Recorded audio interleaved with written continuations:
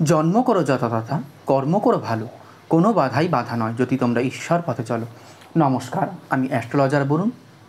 প্রতিদিনকার মতন আজকেও একটি ভিডিও করছি শুধুমাত্র তোমাদের উদ্দেশ্যে। আশা করছি ভিডিওর থাম্বনেল এবং ক্যাপশন দেখে কিন্তু তোমরা প্রত্যেকে বুঝতে পেরে গেছো আজকের ভিডিওটি ঠিক কী নিয়ে করছি। হ্যাঁ, আমরা কিন্তু রাশি অনেকেই জানি, বা অনেকে বা রাশিটাই জানি না। তাহলে আমরা যারা রাশি জানি, যারা রাশি অনুযায়ী যদি আমরা ইষ্ট দেবতার পুজো করি, তাহলে কিন্তু আমাদের দুর্ভাগ্যকে আমরা খুব সহজেই এড়িয়ে যেতে পারি। কারণ কোনো একটা বিপদ হলেই দেখবে গুরুজনরা বলে ইষ্ট দেবতার স্মরণ কর, কিন্তু আমাদের রাশি অনুযায়ী আমাদের ইষ্ট দেবতাটি কে এইটা আমরা যদি না জানি তাহলে কারই বা পুজো করব। তাই আজ মেষ থেকে মীন রাশি বলবো তোমাদের ইষ্ট দেবতা কারা। প্রথমে বলবো রাশিচক্রের প্রথম রাশি মেষ রাশি। তোমরা সবসময় সূর্যদেব বা ভগবান বিষ্ণুর কিন্তু উপাসনা করো, এতে কিন্তু তোমাদের জীবনে শান্তি আসবে। বলবো নবগ্রহ শান্তি হবে, কোনো দুর্দশা দুঃখ কিন্তু থাকবে না। পরবর্তী বলবো বৃষ রাশি। তোমরা কোন দেবতা বা দেবীর উপাসনা করবে? বলবো মাতা লক্ষ্মীর কিন্তু তোমরা উপাসনা করো, তোমাদের জীবন থেকে দুর্দশা কাটবে, সংকট কাটবে, কোনো খারাপ কিন্তু কিছু হবে না। পরবর্তী রাশি বলবো মিথুন রাশি। তোমরা ঠিক কোন দেবতা বা দেবীর পুজো করবে? তোমাদের ক্ষেত্রে বলবো মাতা লক্ষ্মীর পুজো করো। মাতা লক্ষ্মীর পুজো করলে জীবনে যে আর্থিক সংকট, জীবনে যে ভয়াবহ পরিস্থিতি আসে তোমাদের জীবনে, এগুলো কিন্তু খুব সহজেই কেটে যাবে। যাই হোক, পরবর্তী রাশি বলবো কর্কট রাশির জাতক জাতিকাদের কথা। তোমরা ঠিক কোন ভগবানের পুজো করবে? তোমাদের রাশি অনুযায়ী তোমাদের ইষ্ট দেবতাই বাকে। বলবো সংকটমোচন হনুমান।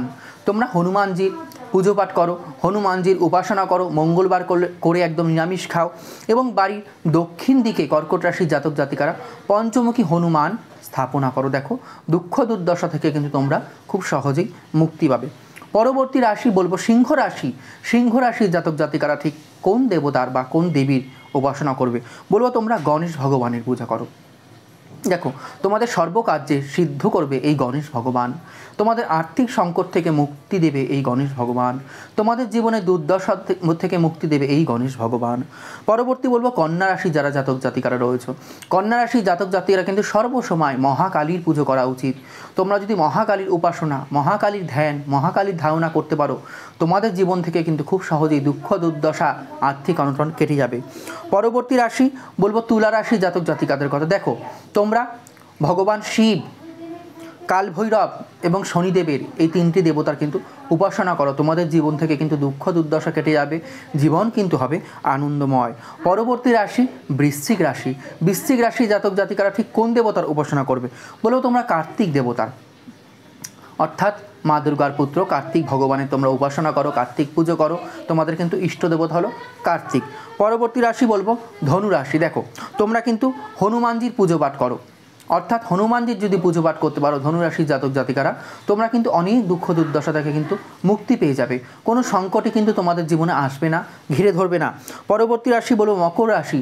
মকর রাশির জাতক জাতিকারা কিন্তু সবসময় দশভুজা অর্থাৎ মাতা দুর্গার পুজো করো, তোমাদের কিন্তু শত্রু বিনাশ হবে, জীবনের কিন্তু দুর্দশা দূর হবে। পরবর্তী রাশি বলবো কুম্ভ রাশি।